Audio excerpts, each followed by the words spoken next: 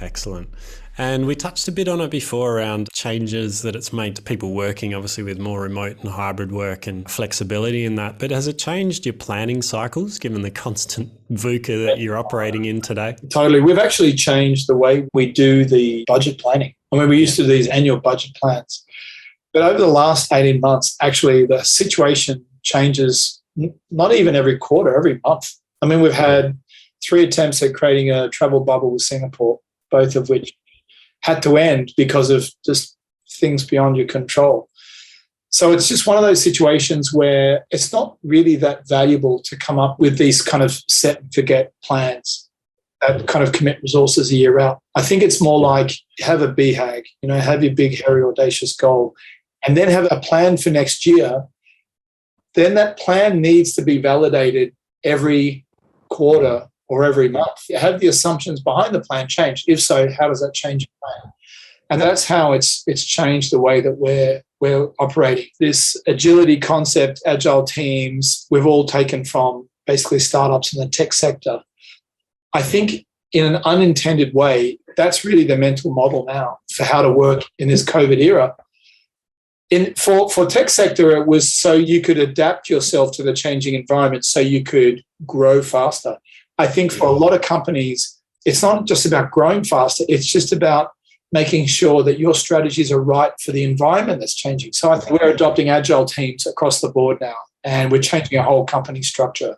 Our marketing, for example, used to be a silo function. Now we're horizontal across all the business units. Yeah, I think it's powerful, both that responsiveness to the changing environment and being able to pivot your plans kind of monthly and quarterly. You still need the plan. You still need to know where you're aiming. It's not just about doing whatever comes down the pipe faster. You still need to have the right direction. And I think your point is bang on about have our assumptions change and making sure you've captured your assumptions for your plan. We do this if X, Y, and Z are the current conditions, but if they change or these assumptions change, then we pivot over there. I think there's a link there with psychology and just how flawed all of us are at decision making. I mean, we tend to get too emotionally invested in ideas.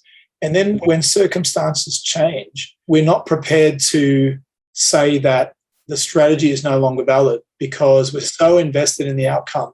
We actually tend to ignore the evidence of change. I think that's where companies veer off. They lose touch with the market.